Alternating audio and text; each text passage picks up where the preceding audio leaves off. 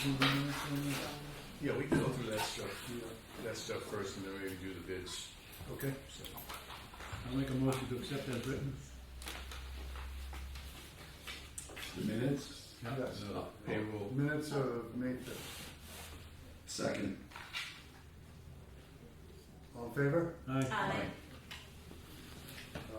Let's see, approval of and signing of payroll we've done. Consent agenda, signature file, yield tax warrant map 228-055, and Reach the Beach State Parade permit application. right, there are two other items that came in late. There was another yield tax warrant for map 228-038, and then we also had the request, the union request from the Sandwich Fair for them to put the sign out on 113, with the idea that the board, by voting on this consent agenda, would authorize you, Woody, to sign it on behalf of the board. So we're going to accept, Oh, are we doing all of them at once? Approval of all of them? that's all. Okay. Yeah. I'll make that motion. I'll second. All in favor? Aye. Did we get a vote on approval and signing of the payroll and payable check? I'll make a motion Okay. to approve all of. That's right. Second. All in favor? Aye. Aye. I thought you were gonna talk about Woody signing the. You need a motion for that, Michael? No, we're good. Okay. I included it in the, Okay. So is that done? Did I do that? yeah, you're good. Did I sign it? So then, now we'll do the opening of the bids. Do you have it? We can. Yeah, I have two here. These are sealed bids for paving work to be done in town. We receive them as sealed bids and then open them during the meeting. Okay, I got one. I've got one in here. I think you already said you don't care. Of course, Peter has them.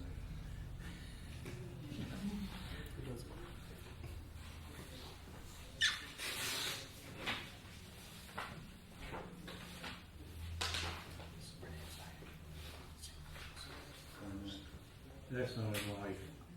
I was thinking the same thing. No, yeah.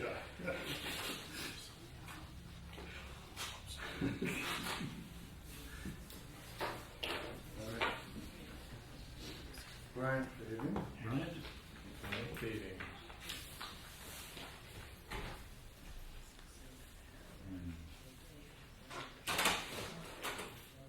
Do you want me to read all of the details or just the bottom line? Is the bid broken out by road? Yep. Okay, just So- just do them by road, and then Okay. we can compare the pricing. I'm gonna give them to Kevin anyways. Yep. 7 Pines Road, half-inch shim, price per ton, $129.40. 206 tons is $26,656.40. 1-inch overlay, 791 tons, $129.40 a ton, $102,355.40. Smith Road, 146 1-inch shim at $129.40. That's $18,892.40. 1-inch overlay, 146 tons, same price, $18,892.40. Stonehouse Road, half-inch shim, 68 tons, $129.40, $87.99.20. 1-inch overlay, 136 tons at $129.40, $17,598.40. Total $193,194.20. They can do decreased pricing if the town will adjust the mix requirement to reflect the state of New Hampshire spec for 3/8 inch asphalt mix instead of virgin mix. Potential savings of $20,440 on that. Okay.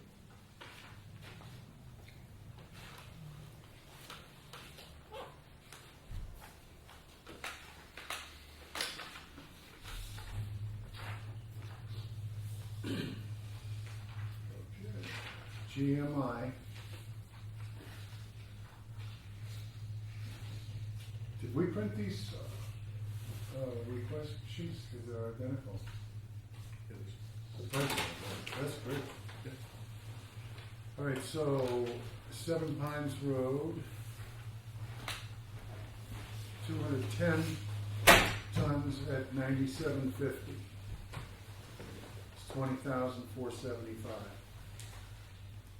1 inch overlay, 420 tons at 97.50, 40,950. Smith Road, 1 inch shim, 160 tons, 97.50, 15,600. 1 inch overlay, 160 tons at 97.50, 15,600. Stonehouse Road, half inch shim, 85 tons at 97.50, 8,287.50 cents. 1 inch overlay, 170 tons, 97.50, 16,575. Total, 117,487.50 cents.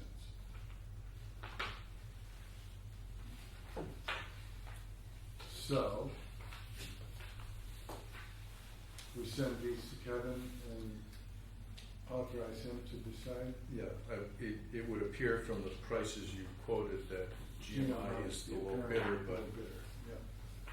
I would suggest that you make a motion to forward the bids to Kevin for him to review with compliance with the spec, especially since Brian brought that question up Yeah, about the that's, bids. yeah. Yeah, I'll make the motion. Second. All in favor? Aye. Okay. Big difference. Just took him back.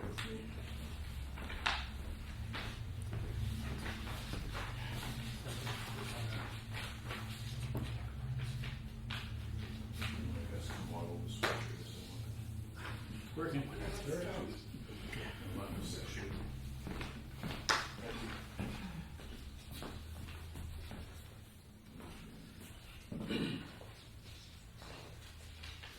So.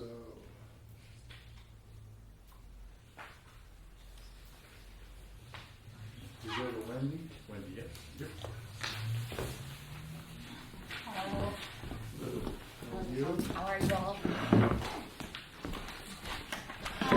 So, thanks for having me. I'm busy working on the summer programs, summer program lineup, and hoping to have the summer flyer out the first week in June, hopefully. Just an update on some current programming. Our indoor pickleball is running with 40 people. Outdoor pickleball has 49, and that just started on May 1st. We're going to be offering a new Tuesday morning session for pickleball starting June 24th.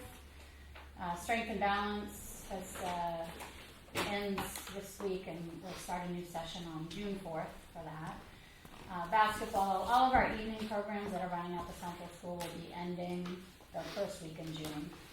That would include badminton, basketball, and pickleball, and then they'll start up again in the fall. Tai Chi has been consistent with about 10 to 12 people, so new session starting in June. Chakra dance we did for the first time this winter. That was something really new. We had an 8-week series. We had 6 people attend all 8 weeks, and then we had 4 to 5 others that dropped in kind of in and out. So we're going to offer that again for the summer. Tennis and swimming registrations are open. They're coming in slowly, but who wants to go swimming with the weather that we have? So I'm not surprised at that. The fencing program that we did this winter, we had 2 different sessions, and those both went pretty well. So we're going to offer that again this summer too, at more of an intermediate and advanced level, to let some people possibly train for some competitions even as early as the fall. The summer escape program, where that's registrations are great for that. We have 5 out of 7 weeks are full with a wait list.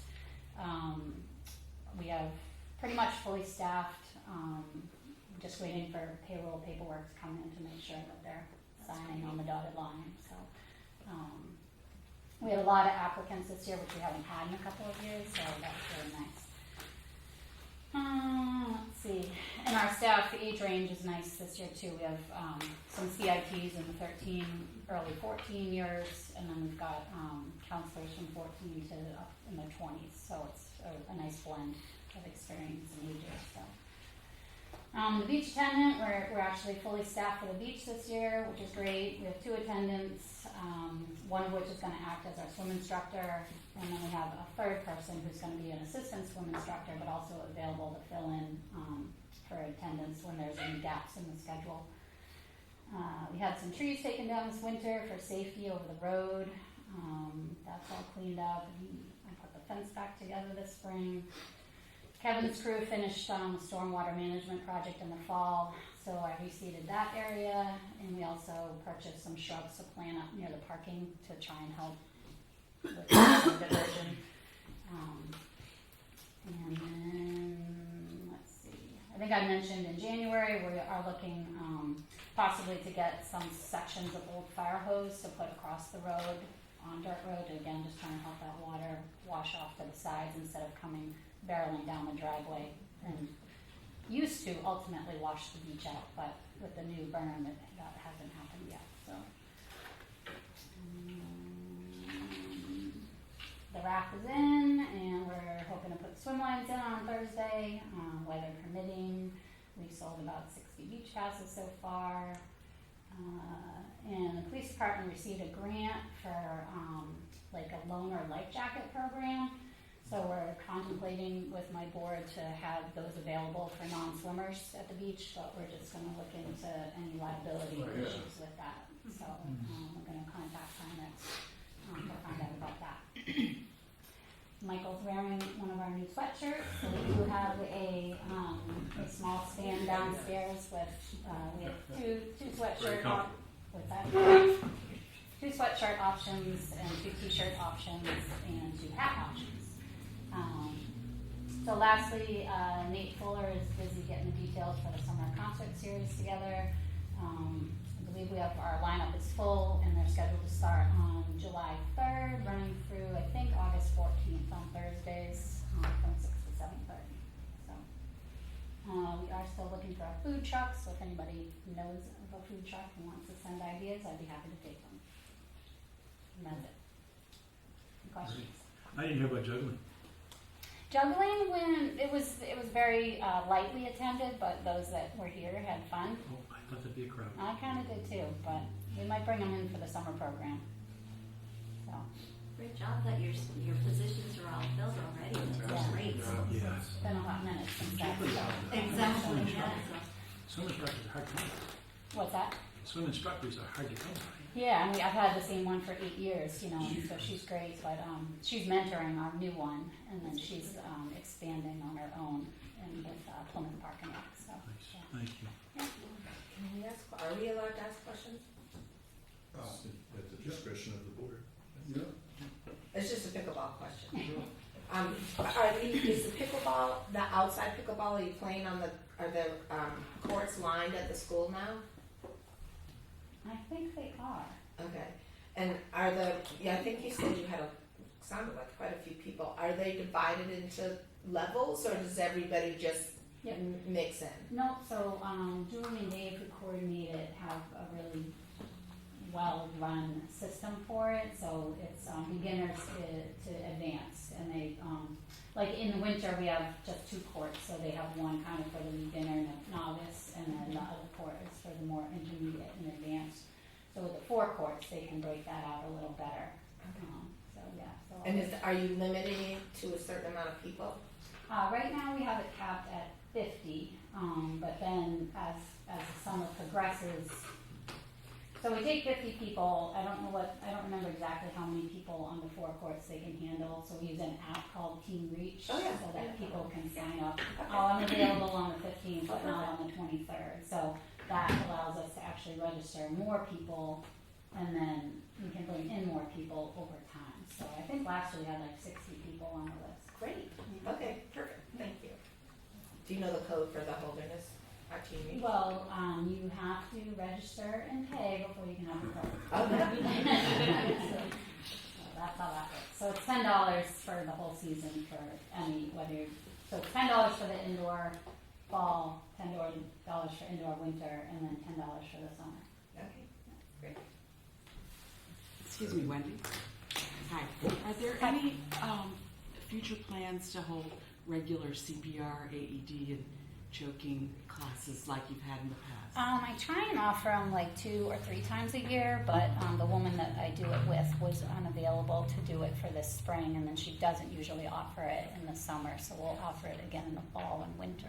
I mean, that's why I try to do it like kind of when my flyers come out. So. Yeah. Are there other people to tap into for instructors? I'm sure there probably are. I've just been working with her for the past, 3 years or so. We don't currently have anybody certified as a teacher on staff, but we could look into other options. Sure. Yes. Where do you hold your skating program? The what program? Skating? We don't currently have it skating. Oh, I thought you said skating, I'm sorry. Misheard you. We used to offer skating through the Wilderness Prep School, but we haven't done that for many years. Any other? Quick question. Are you doing story walk again this year? Yes, Story Walk is on June 27th with the library and the Science Center. Yeah. Good. Thank you so much. All right, thank you. Doing wonderful. Thank you. Thank you.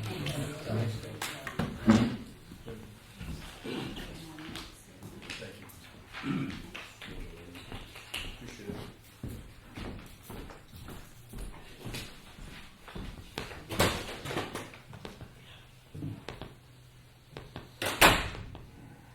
So, Scott, here you are. Let's see you next on the agenda.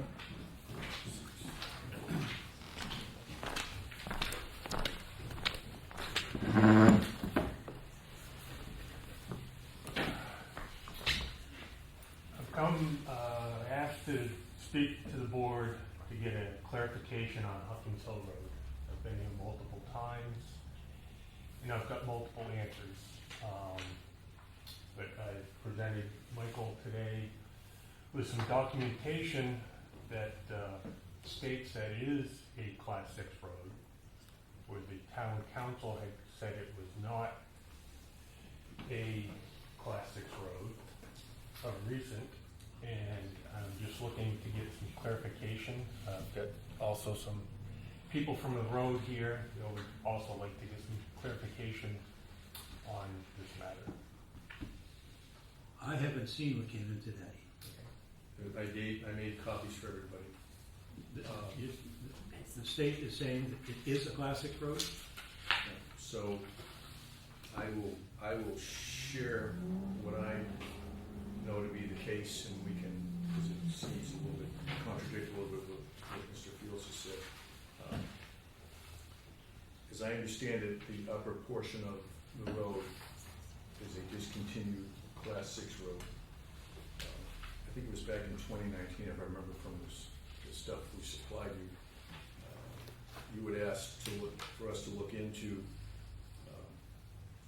whether or not the lower portion that basically began at the boundary of the Smith property was in fact part of the road.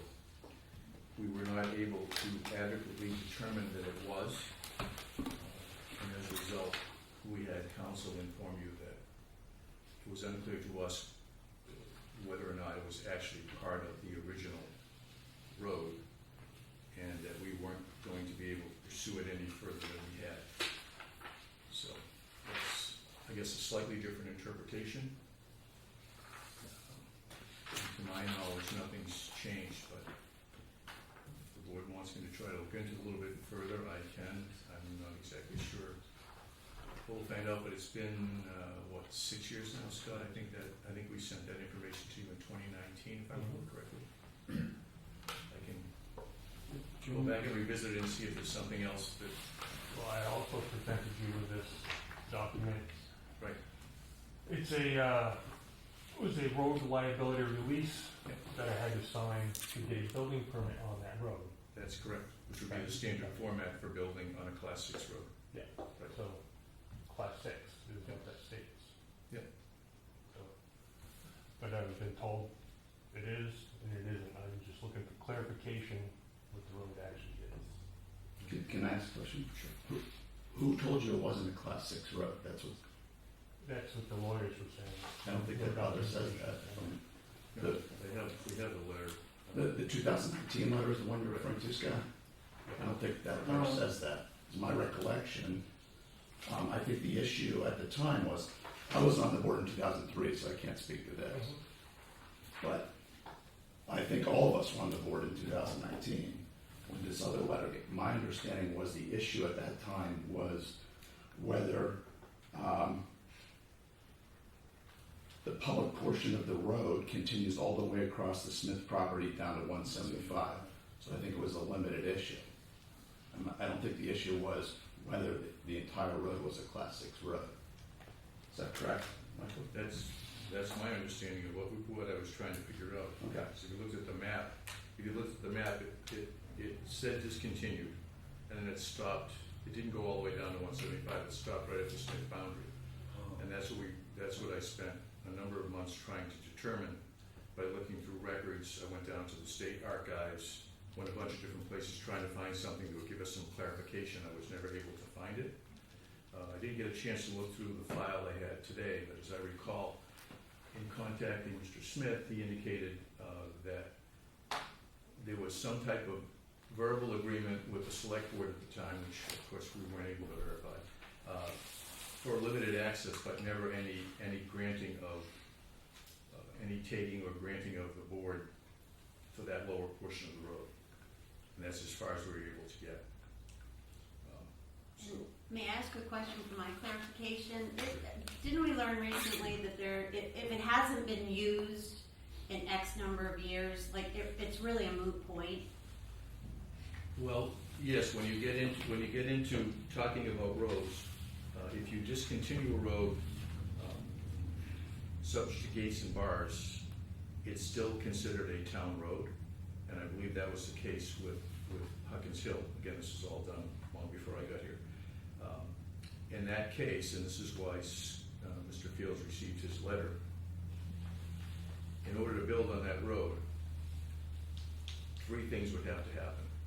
One is you'd have to put the select board would have to put the request before the planning board to determine if they thought it was my interpretation is consistent with the master plan. Secondly, the board would have to, in order to grant a building permit, the property owner would have to sign the waiver. That's the other document that Scott's supplied to you, which is a waiver of liability on the road that has to be recorded with the registry of deeds. And at that point, after that was done, the board meaning the select board, could grant the building permit. Now again, I'm guessing it happened because it happened on more than one property on Huckins Hill. And that's as much as I can tell you.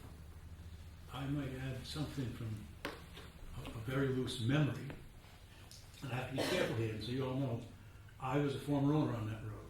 In fact, I used to own the property that Scott now owns, so that's why you'll see in the document that I abstained from signing off on that. But at the time, 2019, Russ Moran had it rumored that, the town, he said, I think they plowed it once or twice, which would have said the town may have had some responsibility. So we looked at it further, and there were no foundations, there were no schools, there were no houses that we ever knew about there, and that's the information that was given to the attorney that then came back to us and said, well, it doesn't look like the town really had much to do with it. I also was of the mind that at one time the road went from 175 to Mount Prospect down Huckins Hill Road to Route 175. That apparently was not the case. I asked Ross Deachman for any old maps or charts that he had of it, and he didn't agree with my supposition. And it may have even come over Smith Road, but and the other thing I'd like to ask you, Michael, when you said Mr. Smith, we have to be careful. There's a Mr. Smith at the Huckins Hill Road, I mean, at the top of the road, and there's a Mr. Smith at the bottom of the road. We also had a Mr. Smith, Woodrow Smith, that had a load of fill of some sort dumped at the bottom of the road, blocking all traffic, of which, to my knowledge, there were never any complaints at the time. And he, if there were, he said, well, I had permission from, I forgot now who. You remember any of that? No. Okay. It may have been the then road agent that gave permission to dump it, saying, no. We also have been through the record, and I don't think anywhere in the town reports we can see where the term, I won't use the term, where it's not been thrown up. So the question is, was it ever a town road? If it was a town road, it has not been thrown up. And you know, you've got the document as well that was signed. You made it sound this evening like you were coerced into signing to get a building permit. I don't remember that portion. It was, here, we agree. I wasn't coerced, I was made to sign that to get a building permit and charged an extra $100 to make this document. Well, I don't know any about that. I tried to stay as much away from it as I could in 2019. And all we have right now is the thing with your signature on it that says, I agree that it's not a town road or that it's a class 6 and that I can get my building permit if I sign this. And I don't know what you want now. I was just looking for some clarification because there's also a large parcel of land that has been recently sold again. And I've been told that it's going to be divided into 3 lots. And in the past, I'm just looking to see if it's going to, the new people who buy, if they decide to build out there, whether they're going to be made to help improve the road as of everybody else that's built out there has had to do. And Mr. Sanborn had to spend quite a significant amount of money to upgrade the road, which at the time I was told it was going to be brought to a town spec, which then I was told there was no town spec, so it couldn't have been brought to a town spec, so. I don't know about at the time, but in today's world, which was probably the same then, town spec pretty much meant, and I'll refer to Courier Field Road. The road agent went out and said, this culvert isn't large enough. Do you live on Courier Field Road? I do live off Garfield Okay. Road, yeah. Were you part of that you had to pay a... Yeah, we had to, when we bought off the property, it was a private road, which everyone knew. And then I think there were 13 of us off the road, and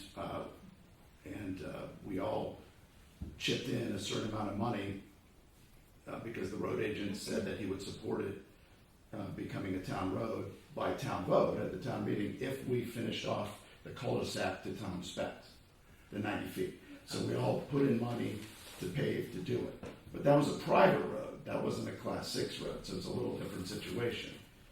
But that's what we had to do to bring it up. So is there a way for that to happen here? Just to be fair, direct your comments to the chair. Sorry, pardon And me. identify yourself.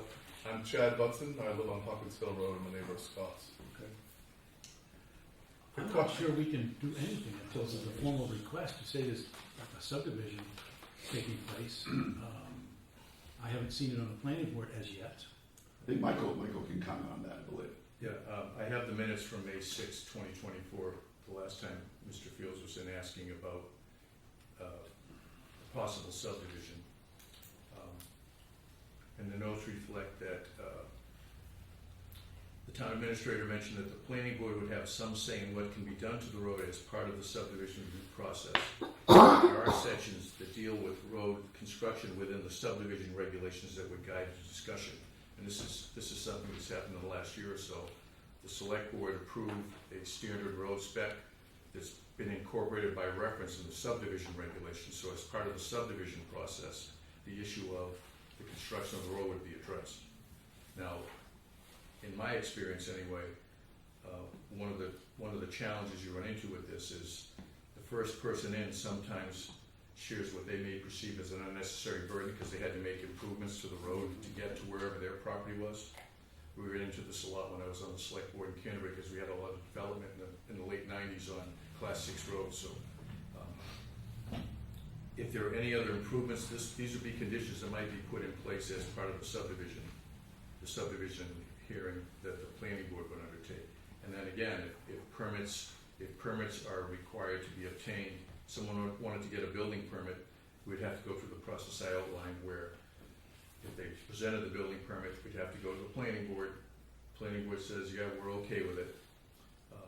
Then you folks would require that they do a waiver of liability. And once we had that, once that was recorded, you could grant a building permit. It's kind of a 3-step process. So, how is the ownership handled between a Class 6 road and, say, a private road? Okay, Who owns the land underneath the roads? well, that depends on how the road was first set up. If it was laid out, and deeds were taken, where the folks who owned under the land deeded their ownership to the center line of the road to the town, then the town owns it fee simple. If a road is a private road or reverts to private road status, I'm sorry, I'm talking with my back. The ownership on the road reverts to the center line of the road for everyone. So, however, if the road is fully discontinued, there's 2 classifications of discontinuance. You can discontinue it and still have it be a town road. Typically, it's discontinued, what they call subject to gates and bars, which means people can still cross it, and anyone has a right to cross it. But we don't maintain it. The town stops maintaining it. And a town could become an unmaintained road by default if the town does not maintain it for a period of 5 years. Got off track a little bit there, but. And Mountain Road would be an example. Right. Yeah. But if it became a private road, the public would lose their right to access the road. The property owners along that road, let's say there were six lots along the private road. The property owner at the front end of the road couldn't restrict the other property owners from crossing over their portion of the center line right of way to get to their property. So you can't restrict. We've had instances where people have done that with private roads. I ran into it in Canterbury a couple of times, where someone put a gate at the end of the road. It's like, well, you can't, and the people who also own on that private road couldn't get to their property. Well, they can't do that. That's illegal.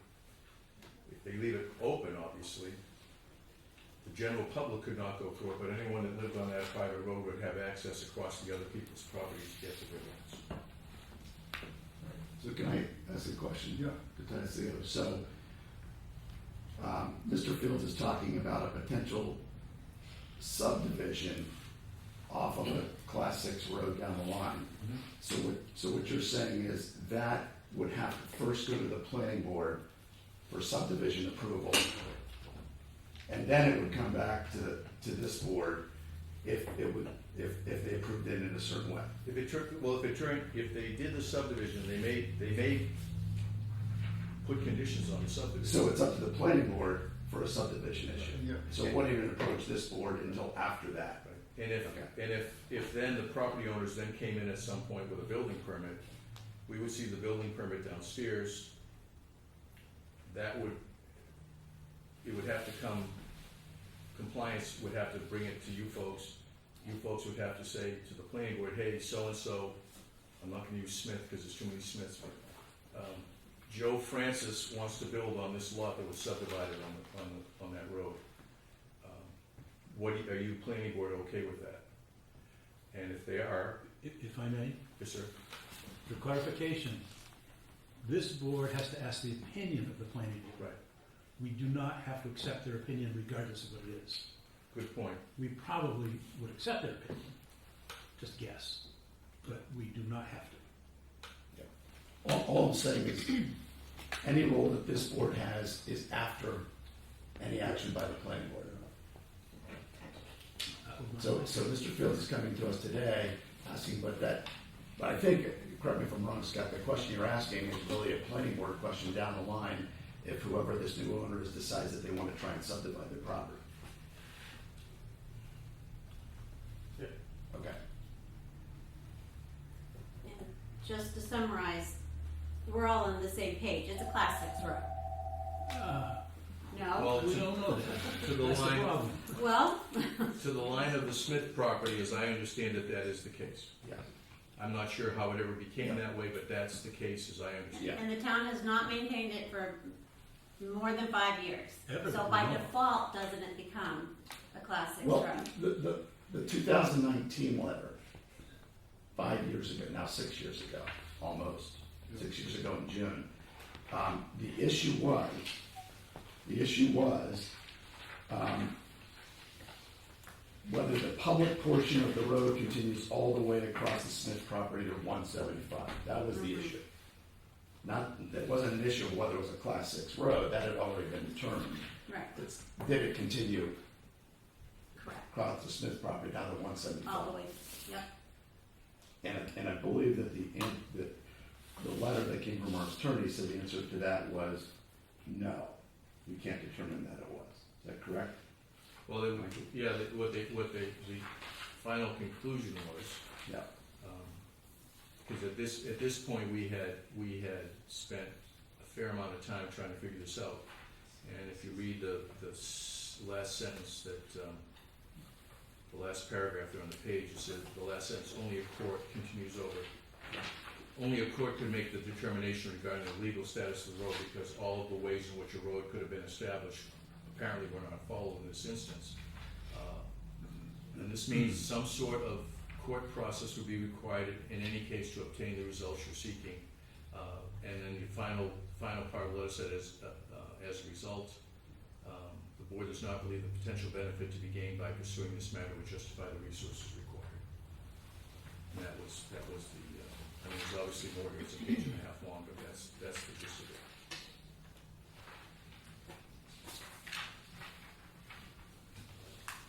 So, I guess you've gathered some information. I don't know what else we can do. The gentleman back there, question. Yes, sir? One more question. When Dave's and Lynn Sanborn got their building permit, there was a deeded request to improve the road at a substantial price to town spec. And it's believed by Dave and Lynn that was the purpose for bringing it to the point where the town would then maintain the road. I believe that was, Scott, 2012 or 13, somewhere there. But it's in the deed, it's written into the deed, the amount of money and what they were required to do to the road to determine that spec. Why would they be required to bring it to that spec and then it published in the deed, other than, so I'm just trying to understand exactly what the board was doing, or the thought behind that process at that time. I think the thought was that it was a minimum requirement for the road to withstand what was going on. There was a lot of construction, I think, that was driving this to begin with. And so we used the minimum standard. It wasn't ours, it's just the minimum standard. It's not a class 5 road, so we don't have to be concerned about that. But it was just, that was the recommendation, I think, that, there's no point in doing it unless it's going to be a good enough road to last through the process. Sorry, I'm probably talking too much, but the other theory behind that, it's been practiced in other communities, is at some point, should there be a sufficient number of houses on the road where perhaps the property owners would take it to the town to see if the town wants to take it over. The theory is that if it was built to a class 5 standard or better or close to a class 5 standard, different towns have handled it different ways. It would minimize the amount of money the taxpayers would have to pay to bring the road to a standard. As an example, in the town of Bristol, this happened which some folks came to town meeting to have a town take over the road. It was a subdivision that had been built. The road agent and myself cautioned against it because there were a lot of issues with the road. The town took it over anyway, and we had to shell out like $125,000 to make it passable to people. So the theory is if you can build it to a Class 5 standard, it's going to minimize the impact should it ever come to a town meeting recommendation that the town take over the road, or at least be in some condition that's usable and minimizes the amount of money the town would have to put Okay. into it. Okay. And then but we're saying that's likely surrounding a planning board. That next step would be about determined based on a subdivision request and a planning board, then approval or not, that it would come back here. In other words, obviously we would all be interested in that, Sure. but that's not on the table until there's additional development on that road. I don't want to keep talking without your permission. Go ahead. Okay. So, you're right. The historically speaking, the select boards are the only people that can really lay out roads or accept roads. In my experience, most towns, most select boards will not do that without going to a town meeting vote. Having done that, that town meeting vote is only advisory because town meeting does not have the authority to authorize the road to become a public way. Only the select board can do that. But obviously, if a select board goes to, I'll use the Bristol example again. They voted. The board could have said no, we're not going to do it, but town meeting said yes, and the board went ahead and did it. Okay. And then the other piece of that is, depending on how big it is, you could also do a local assessment. The term escapes me right now, but where you could figure out how much it would cost to bring that road up to a standard, Yeah. and have that cost betterment assessment. Thank you. A betterment assessment applied where, let's say it was $1 million to fix the road, bring it up to a Class 5 standard. For a period of 10 years, you could assess the people along that road who would benefit from that service to have additional taxes paid in the betterment assessment to fund the town borrowing the money or spending the money to bring that road to a Class 5 standard. Prorated for each. Yeah, exactly. Yeah, yeah. Exactly. And that's the theory behind why you build to a Class 5 standard to begin with, so you can avoid that expense on the back end. Got it. So even for clarification, there is no guarantee if the planning board approves the road and the road agent approves the road to a certain specification, that first of all, the select board would look at it and say, okay, it fits us, let's bring it to the town. If the town votes in favor of it, then the town is going to be responsible for it. That's why the town wants it up to the standard as set by the planning board to begin with. A good example again is Lane Road. There was a paving of Lane Road, which was a 10-year betterment assessment for each person. That's a majority vote of the property owners on the road. There were a couple of people on the road that said, I'm not going to follow that because I didn't vote for it. Well, it doesn't work that way. It was a majority vote, they had to take it. Got it. Again, and also that includes the schools don't have to run a bus up or down it, or across it, whatever you want to do. Even though it is set by a certain standard by the planning board, there are no guarantees in the future that it will become a town road.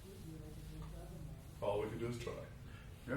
And it just happened. We just, Pleasant Place Drive was voted on at last March town meeting.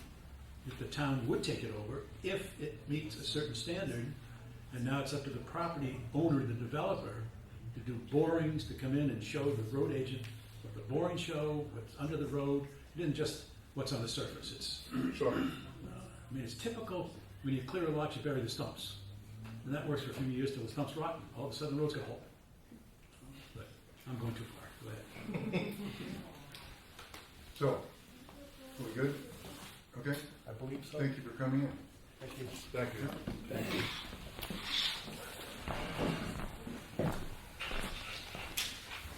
So, public participation. Is there any public comment we can take? Okay.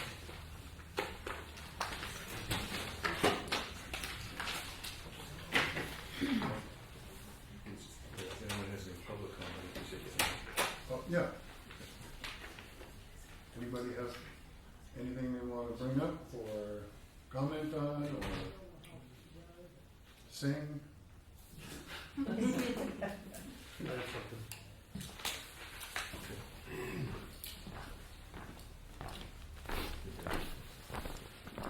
So, I was in front of this board a little over a year ago now.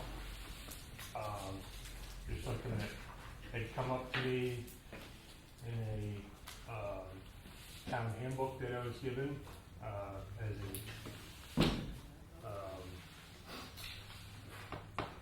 a non-regular scheduled employee, I think is what I was called. So I was just wondering if you guys, I know you're taking under advisement what I had mentioned before about the Year of Service Award. And I was wondering if there's any thoughts on that at all from the board about giving the Years of Service Award to non-regular scheduled employees of the town. Full-time employees or part-time, right. There are full-time and there's part-time, but there's non-scheduled. Non-scheduled, unscheduled, whatever. I can offer some comment on that if you want. Mr. Chair, it's up to you. Mr. Chairman? Yes, Can you please speak? do. So it came up at the same meeting on May of 2024. Subsequent to that, I believe as part of the fire department operating budget in the new fiscal year, I think the chief worked on it with members of the department.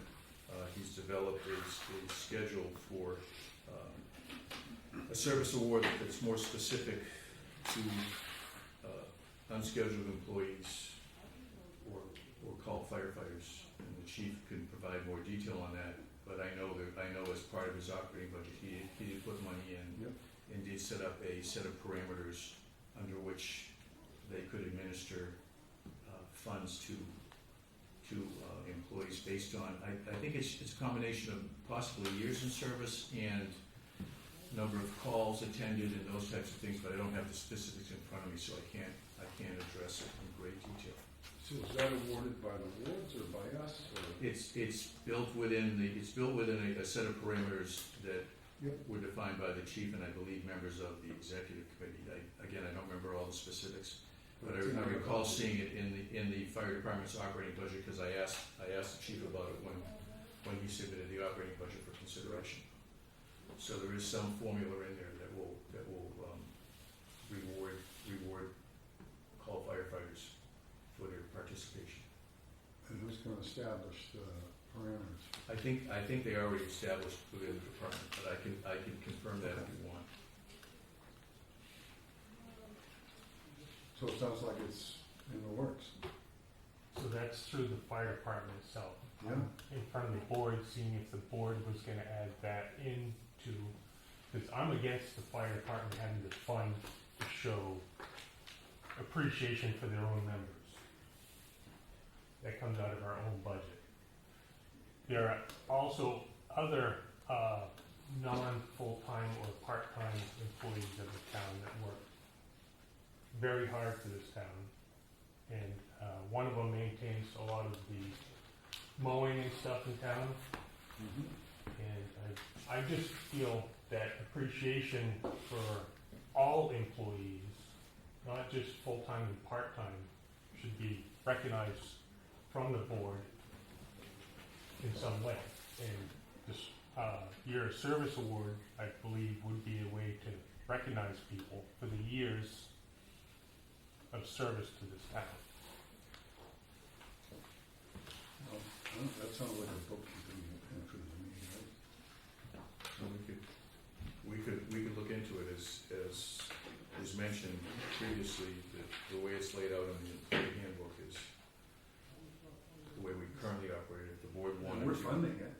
Well, it's funded through the operating budget, just like Yeah. through the fire department's operating Right. budget, which is funded by the taxpayers to support the unscheduled employees. If it's something the board wanted to look at, we could certainly look at it. Yep.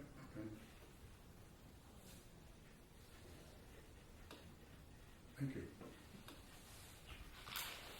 But I guess I'm a little confused, Scott. So my understanding from our town administrator is the chief asked for extra money in the budget to fund exactly what you're talking about within the fire department. So that's out of the same pool of money. It So comes from taxpayer money, so it's the same pool of money. it is correct. Okay, so But you're, at the town meeting we had, Mr. Laverack stood up in front of everybody present, recognized people who worked X amount of years for the town. so you're not asking about a monetary recognition, you're just asking if we verbally at town meeting recognize non-full-time employees. So you're asking. Well, I think all employees should be recognized equally. That's just the way I feel. And, we do a lot for this town for little or nothing, so. Yeah, well, I'm glad we clarified this because now I know what we should be, thinking about and discussing. Yeah.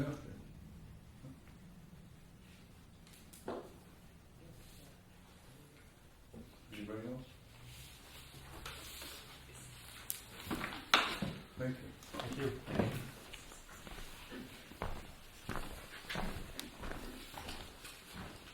Okay. Administrator's report, the next thing on the agenda.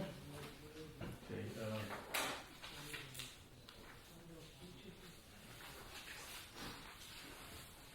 first two items we did, if you haven't seen already, I want to let you know I posted the vacancy for the fire ward position on the website. And we received one letter of interest to date. I think the board said they would leave it over a period of time, but it's only been 2 weeks, so we can leave it for a little longer if you'd like. Should we, in terms of best practices, should we set a deadline? It would make sense to want to set some sort of reasonable deadline so that people know what the deadline is. We can certainly do that. Well, otherwise it's just going to be arbitrary and when we decide to close it, which. Yeah, I'd have to go back and look at the minutes, but I'm pretty sure we kind of left it open-ended because we weren't sure. Yeah, well, we can pick it, We could close it at the next meeting if you want. It's up to you. maybe longer than that, I would think, to give people I'd like to adequate make a notice. comment also. Sure. Is it posted anywhere other than on the town's website? I don't think so. I can't remember if I posted it at the post office. I usually post things at the post office, at the town office, on the website. Is there an urgency in filling it, I know we want to fill it sooner rather than I don't think later. we're under the gun. I don't think there's a time frame. Right. There's no deadline. So my suggestion would be not at the next meeting, but something after that to give people, a month or so, or 6 weeks or something like that, maybe something in July. You have our first meeting in July. And I'll redo it and I'll try to post a few other places so we have it. Okay.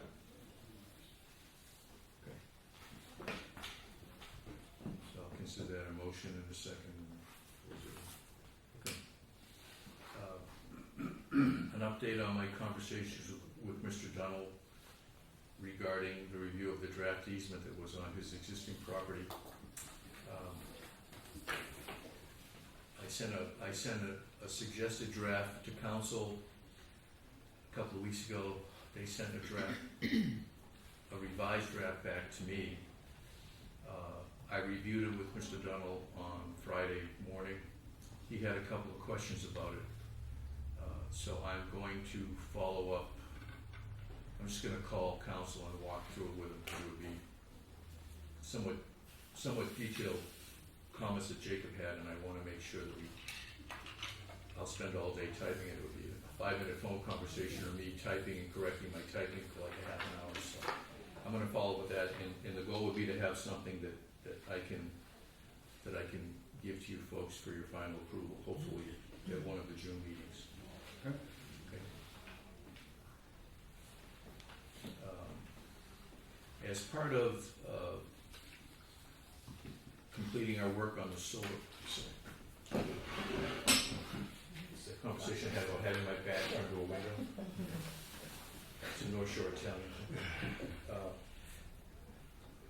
The federal government has an option when public agencies like towns, cities and towns do energy-related projects. And as you recall, we put our solar array in operation at the transfer station in March.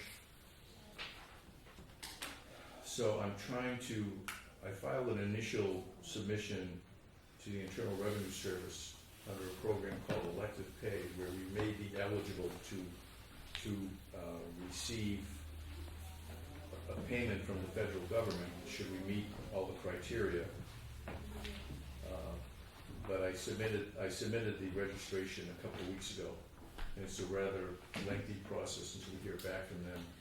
But I wanted to let you know I at least initiated the discussion. We have the potential to receive, I think it's 30%.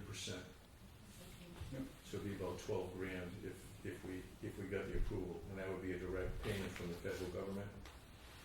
Since we're not since technically we don't file a tax return, we have to file something called a 990T form. I'm learning as I go, but I did get the initial registration in advance of the deadline. So as I understand it right now, by the fall of this year, probably October of this year, we'd have to file that form, and if we're successful, we would get up to 30% of the purchase, what we paid for the array, back in federal credits, of federal funds. So just want you to know I was working on that.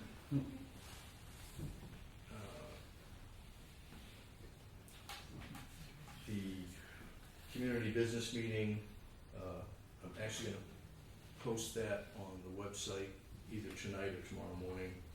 I've contacted roughly 20 people who have been past participants, but I think we need to expand it. I've tried to think of other people's centers, so I'm going to put it on the website, and hopefully, if other businesses want to come to that meeting on the 4th here, they can do that. But I'll get that up on the website tomorrow. The Ragnar Reach the Beach Road Race is coming in September. That's the permit, the state parade permit you just signed. For those of you that don't know, it's a 200-mile relay race, and part of it runs along 175 and up Route 3. Those aren't our roads, but we still need to know we're going through. So that's all underway. The initial batch of repairs at the town hall that I talked about at the last meeting have been completed. I'm just waiting for the plumber to come take care of Peter's room. Thank you. You're welcome, sir. There's a couple, I know I mentioned something about the garage. We did the external repairs to the garage to shore it up. I've had a conversation with Kevin, about getting in there to clean out. Like everything else, it's just a place where a bunch of stuff has been dumped. Most of it can be thrown out. I've gone through there from time to time and get rid of stuff. Kevin's going to see what else he can clean out.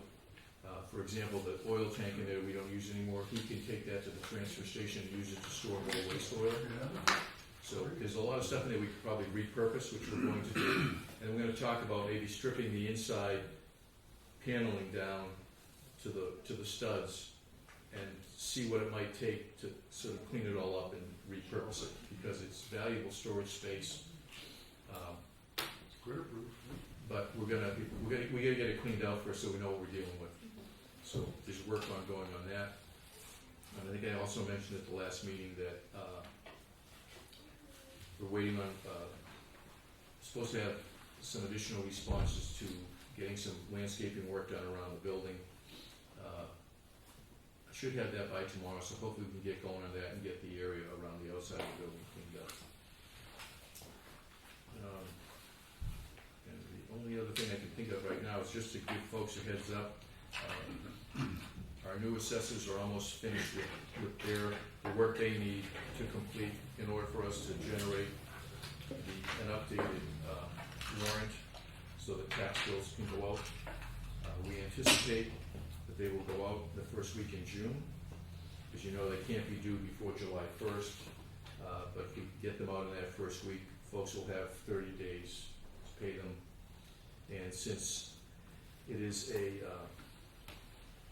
an estimated bill, it'll basically be assessed at half the current tax rate of $8.65. So we get calls from time to time around this time of year, folks wondering what's going on with it, and I figured I'd give you an update as to those cases. So we have to meet the tax bill, the last thing we talked about, is that what you're saying? Finish? Well, I could find something else. Can we end them not higher than? No, I'm sorry. Maybe they can find something to use. Can I ask a question about that? The tax bill going out? Sure. The Holderness Fire Department's hoping to put something in the tax bill as well about 911 address signs that we're getting. Do you know when you're going to be putting that out so I can relay that to the chief so that we know when to get that letter to the town by so that hopefully it can go out with it? Okay. Yeah, we can do that. I'm trying to remember if I overheard a conversation about that already, but let me check. Well, maybe you have. Yeah. It wasn't mentioned at the last meeting and you're mentioning it now, so I'm just trying to be helpful to the chief to see if we can get a date because I'm responsible for the letter. Getting it done. I can check on that for you, Sue. Okay, thank you. Let me do that. Maybe I get downstairs, they should still be there, so I can ask them about it. Because there is a place, to your point, there is a place in the tax bill we can put notices, so we could add that in. Thanks for bringing it up, appreciate it. Captain? Woody, yeah, hi. I just want to reiterate what Ms. Adams brought up earlier, and I wish I brought it up at that time too. Just really promoting more CPR courses monthly. There are people in the area that do offer them. I'm thinking of Nick Lawrence right up at Holderness School with the summer could offer a course. And also just curious whether the lifeguards and the people working at the town beach have CPR training, and is there an AED located on the premises of our public beach? I'm going to start I talking just want about to the keep that in there. No, and yes. The folks at the beach are beach attendants, they are not trained lifeguards. Okay. However, we do have an AED that we keep in the rec department during the year downstairs in Wendy's office, and that's down at the beach when the beach is open. So if someone's in need of an AED down here, there is one available for them. Great, thank you.